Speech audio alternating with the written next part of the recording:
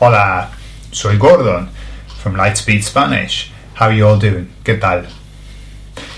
Today I'm doing a very short video on IOPs. Okay, these IOPs. Do you know what these are? These are indirect object pronoun sentences. Okay, now for those who are at this stage, one of the questions that probably goes through your mind is, how do you know how to structure a sentence when it has indirect object pronouns? What are indirect object pronouns? Well, they are me, te, le, nos, os, les. Okay, also known as the furniture removers list. To me, to you, te, to him, le, and so on. Okay, there is a very fixed order that these sentences are always find themselves. Okay, always there's this order that you cannot change. Okay, and you should not. All right, so what I'm going to do is I'm going to show you basically there are three questions. That's the right amount of fingers. Three questions that you must ask yourself. If you ask yourselves these questions, you will put these sentences in the right order. Now, at the beginning, it might seem very laboured to actually have to go through this. This is just to get your mind understanding the sequence. Once you understand the sequence, you won't have to go through these questions, clearly. But at the beginning, you must have a structure. Okay, so I'm going to help you with that structure. Now, think of this sentence, okay? She sent them to him, okay? Or I sent them to you. Okay, so this is the kind of the most complex sentence that you can get using these IOPs. So I sent them to you. So what order do you follow?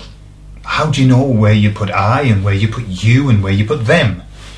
Okay, well, the rule is this. I want you to think about, there are three parts to the sentence, aren't there? There are to you, okay? We've got the word them, and we've also got I sent them to you, okay? Three parts.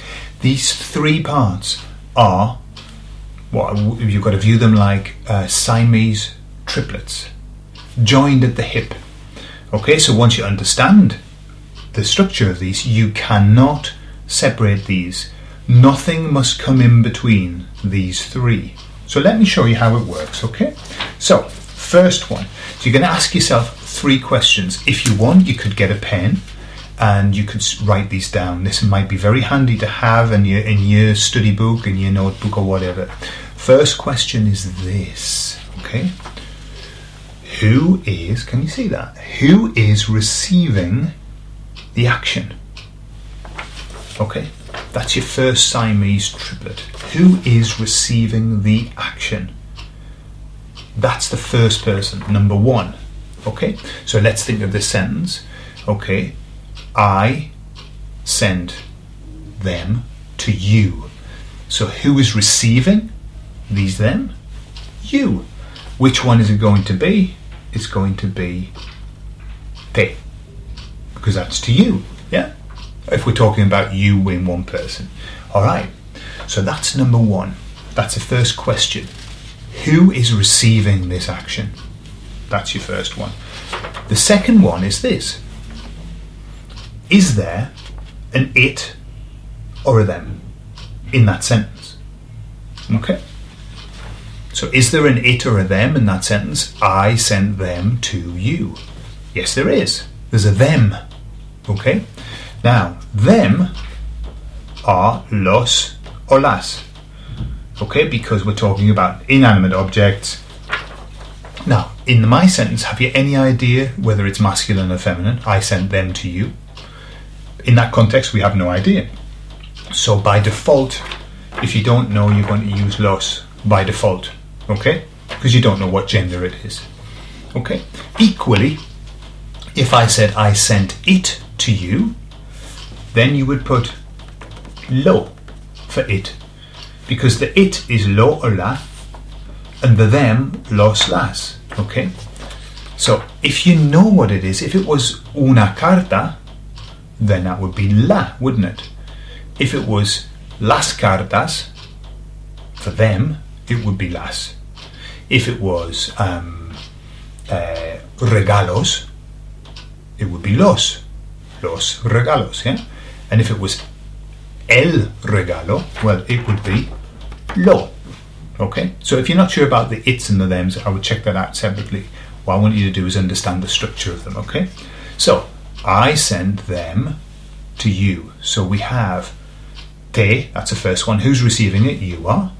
And then, is there an it or a them? Yes, there is. Do we know what it is? No, so we'll just use los. So we've got te los. 1, 2. All right? Third one of the Siamese triplets is this, number 3.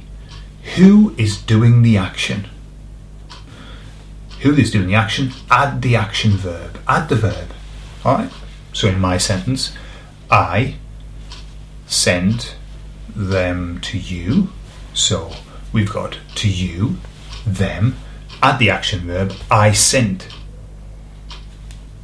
Envié or mandé. Yeah? So that's it.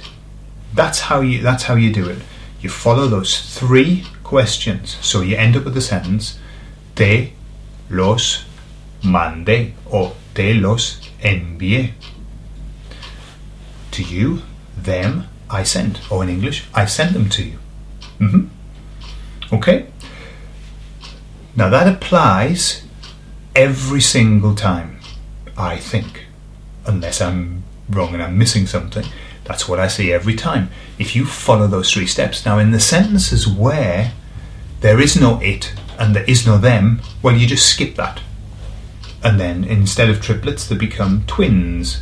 But you still cannot put anything in between. So in that sentence, te los envié, there is nothing that you can put in between. They must be stuck like super glue together. You can put stuff on either side, which I'm going to come to now, but you can't put anything in between. So, quick review. Number 1, who is receiving the action? Put that one first. Number 2, is there an it or a them? Put that one next. And number 3, who is doing the action? Put that verb in. Okay, that's it. Now, then we come to names. The names of the people who are doing it. Okay, now this tends to be more of an issue with third person, because if I say te los envié, I don't need to give a name. I'm saying to you, I send them to you, and you sent them to me. That's clear.